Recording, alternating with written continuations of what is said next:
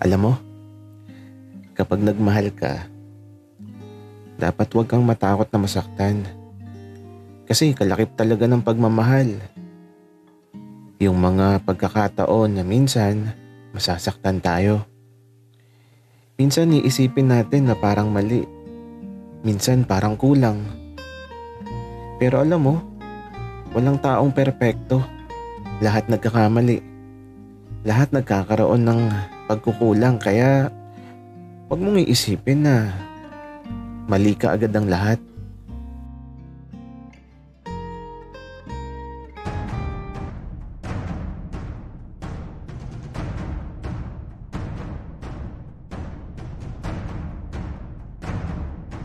Kaibigan, huwag mong kalimutan mag-subscribe sa aming channel at huwag din kalimutan i-click ang notification bell at subscribe button. Subscribe na!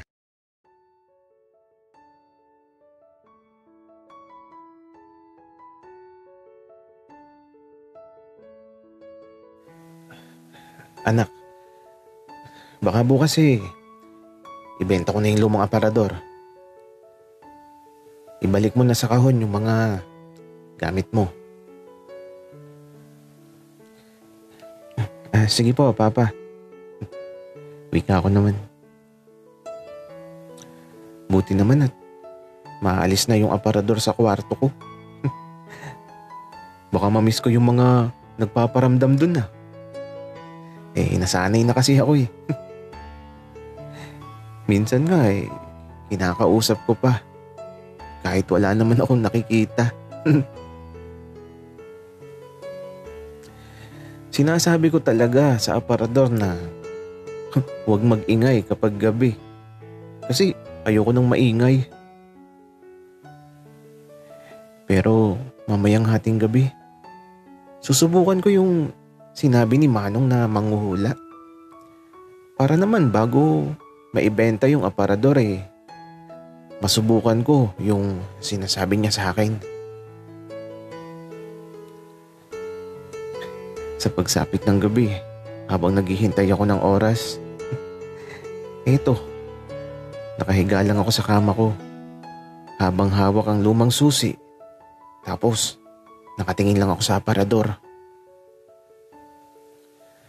Nakakapagtaka lang kasi wala akong nararamdaman na kahit ano ngayong gabi. Basta, medyo kakaibang gabi na to. Nakakapanibago. At sa paglipas ng mga sandali, unti-unti nang lumalalim ang gabi. Mula sa labas ng bahay, natatanaw ko ang buwan. Bilog na bilog talaga kahit medyo natatakpan ng mga ulap. At habang papalapit ang hating gabi, lumalakas yung kaba ko. Ewan ko ba kung bakit. Basta, kinakabahan talaga ako.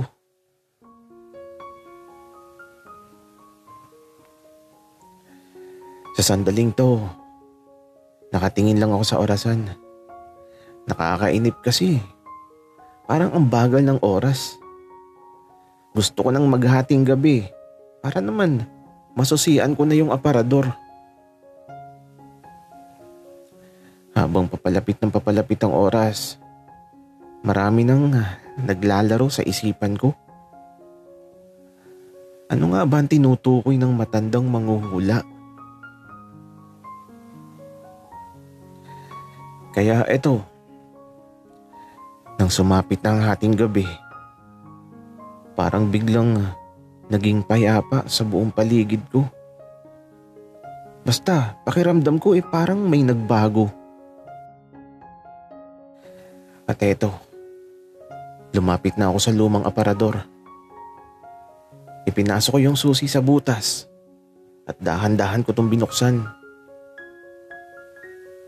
Wala namang kakaiba. Andito pa din yung mga damit ko. Fake talaga si Manong. Wala namang kakaiba Kaya ito, isasara ko na sana yung aparador. Kaya lang, may naramdaman akong kakaiba.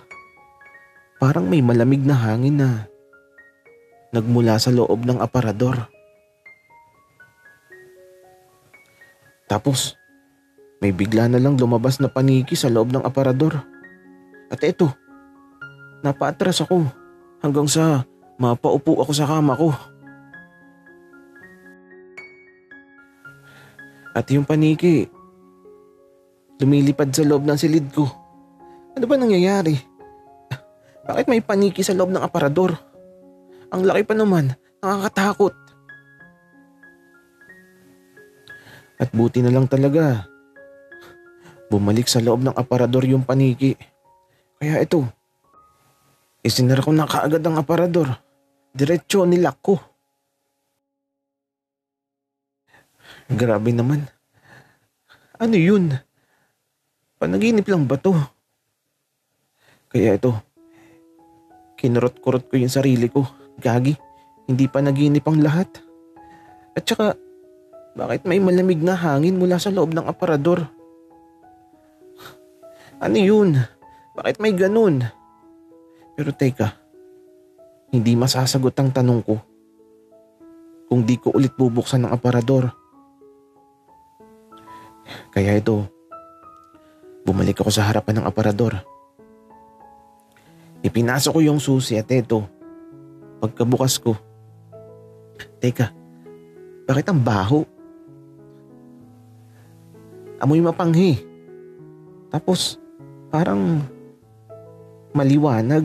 Kaya ito, ipinasok ko yung ulo ko sa aparador. At aba, mula sa loob, parang nakasilip ako sa isang pintuan. At ang nakikita ko, kadiri. Nasa loob ako ng isang CR na madumi. Ang baho. Kaya ito, umatras na ako. Ang baho Tapos, isinara ko na yung pintuan ng aparador. Ano ba nangyayari? Totoo ba to? Ito na ba yung sinasabi ng matanda? Pero isa pa, susubukan ko pa ulit. Sana, sa lugar naman na tahimik, hindi mabaho, tapos kalmado lang. Kaya eto, muli ko nang pinasok ang susi sa pintuan ng aparador. Pagkabukas ko, may malamig na hangin akong naramdaman. At kahit natatakot ako, umakbang ako papasok sa loob ng aparador. At sa likod ng mga damit ko na nakasabit, tila ba may isang pintuan na nakabukas. Kaya ito, pumasok ako kaagad. Sobrang liwanag pagpasok ko. Wala ako masyadong makita. Pero nung masanay na ang mga mata ko, tahimik talaga sa lugar na to. Puro kapayapaan lang. Pero gagi, nakakatakot. Ang unang nakita ko, may isang kabaong sa harapan ko. At dito sa gilid ko naman, may bangkay. Gagi, napatakbo talaga ako pabalik. Tapos ito, diretso sarado agad sa aparador. Nakakatakot naman yun. Bakit naman sa ganun lugar ako nagpunta? Kung sa bagay, ang iniisip ko nun isang lugar na payapa. Pero natakot talaga ako doon, promise. Pero isa pa, susubukan ko pa. Pero kakayanin kaya ng aparador kung sasabihin ko na dalahin niya ako sa magiging jowa ko o sa mapapangasawa ko? Ang talino ko naman. Kaya ito, muli akong humarap sa aparador. At sinabi ko talaga yung ganito. Hoy, aparador. Dalahin mo ako sa mapapangasawa ko. Yung hindi ako sasaktan, yung mamahalin ako, at yung magpapasaya sa akin. Wika ko sa harapan ng aparador. At eto, pinasok ko na yung susi. Kinakabahan ako sa mga sandaling to.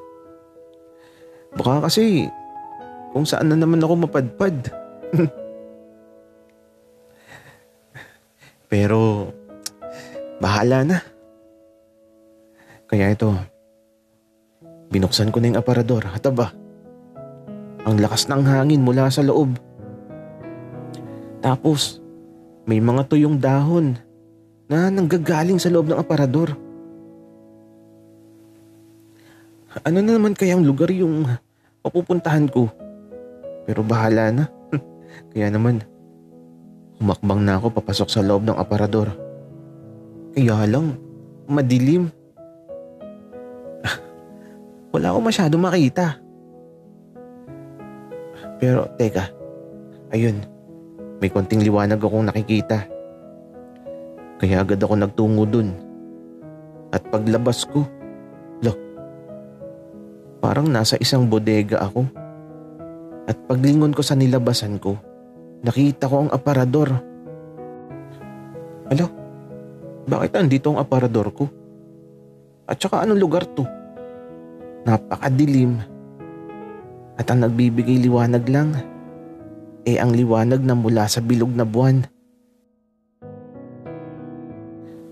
At eto na, lumabas na ako sa maliit na bodega. Paglabas ko, napakadaming puno. Tapos, malakas ang simoy ng hangin. Pero, nasan ba ako? Anong lugar to? Medyo nakakatakot. Pero, baka dito ko na mahanap yung magiging asawa ko. Hindi naman ako nagmamadali na mag-asawa. Gusto ko lang na malaman kung sino.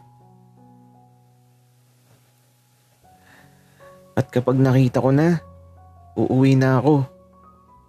Pero anong lugar ba to? Bakit parang walang nakatira? Pero ano yun? Parang may nakikita akong napakalaking bahay. Kaya lang ang dilim. May nakatira ba dun? Ay naku, bahala na. Basta, pupuntahan ko ang malaking bahay na yun. At baka andun yung mapapangasawa ko. Gusto kong malaman kung maganda ba at sexy. Tapos, uuwi na ako. Pero sana makita ko